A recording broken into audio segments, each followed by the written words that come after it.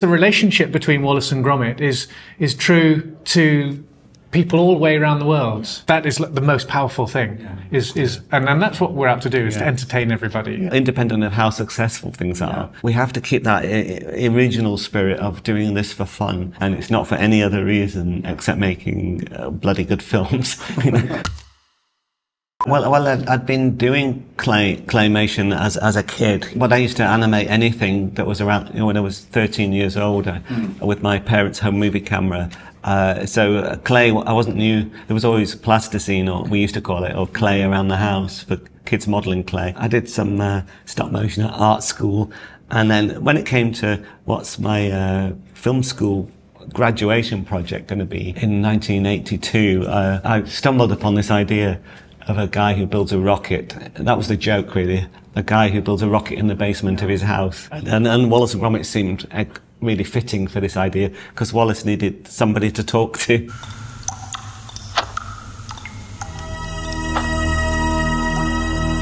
And I drew Gromit as a cat for a while.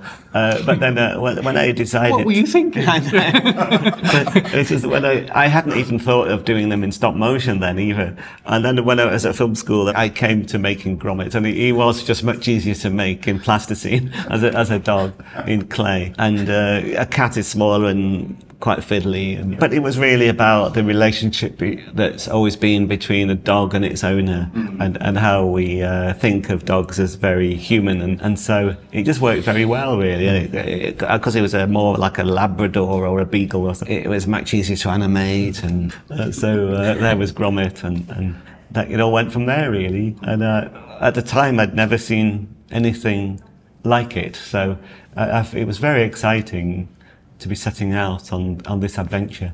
Come on, stupid. Oh!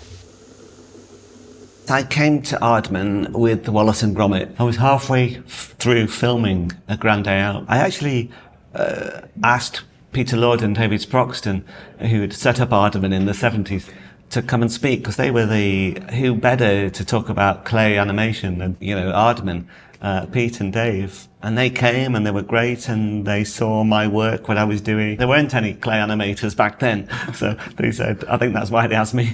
And they said, why don't you come and work for us? And eventually I kept resisting. I worked in the summer, maybe, and then eventually I was short of cash. I'd run out of time at film school, and they said, why don't we talk to the film school and you come here, we'll help you finish your film if you work part-time for us.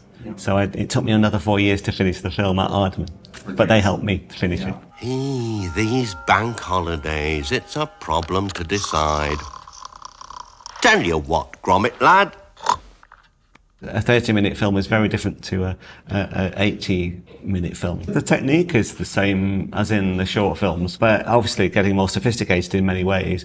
But it's that the big challenge is always how to tell a full feature-length story that remains structurally sound and remains compelling all the way through. It's a disaster. I have the most terrible rabbit problem. The competition's only days away. You simply have to do something.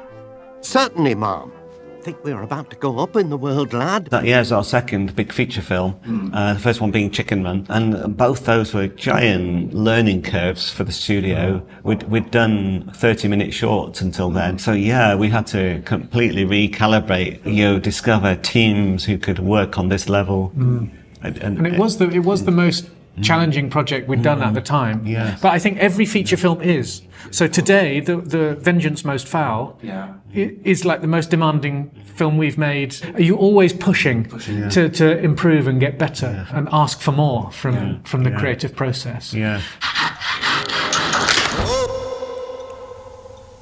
Where Wallace builds a rocket, and it's like a little home from home inside the rocket. I remembered that my parents, my dad especially, but my mum decorated the inside, built a caravan which 7 of us went on a holiday in for a couple of years. And I suddenly realised after making Grand Day Out, I've made a film about my dad and my mum. But Wallace was very much like my dad. He just used to have ideas and do them.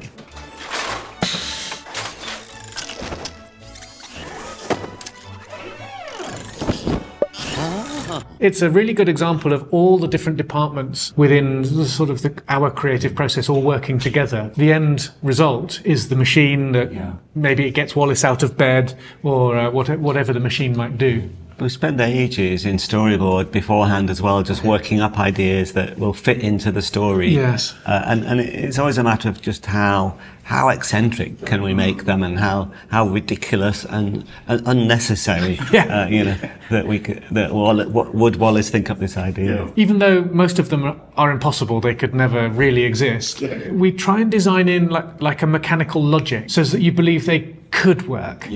And then we work with the art department to make sure that they look solid and like Wallace has made them himself, so they're kind of chunky. And then once we've made them, then the animators need to make them move like machines as well, because otherwise, if they sort of move all softly, then that wouldn't work out. So they need a solidity to the way they move. Our head of art department, Matt, is always contributing, isn't he? Yes. He's a bit like Wallace, in creating like madness in the inventions, making them look mad.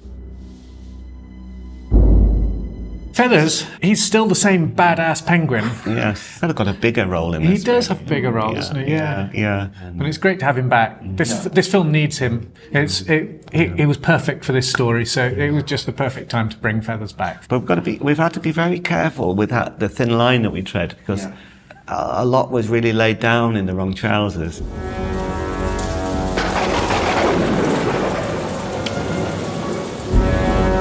And we've got to be true to that and keep that sophistication and that coolness in the way he behaves. Because it's easy to start making him do stuff that is out of character. But it's probably the most challenging thing in the whole movie. Is how to get right. How to keep him in character, and it's so carefully nuanced in very small ways. And it takes particular animators who are particularly good at that fineness, that finesse, I should say. One of our favourite films we've quoted is Hitchcock's version of Rebecca. Yes. With Mrs. Danvers' character. Yes. The way she kind of comes out of the shadows and things like, all kind of just goes back into the shadows. Very noir, how evil can a penguin be, beautiful film, that. But we've been influenced by all sorts of noir kind of films.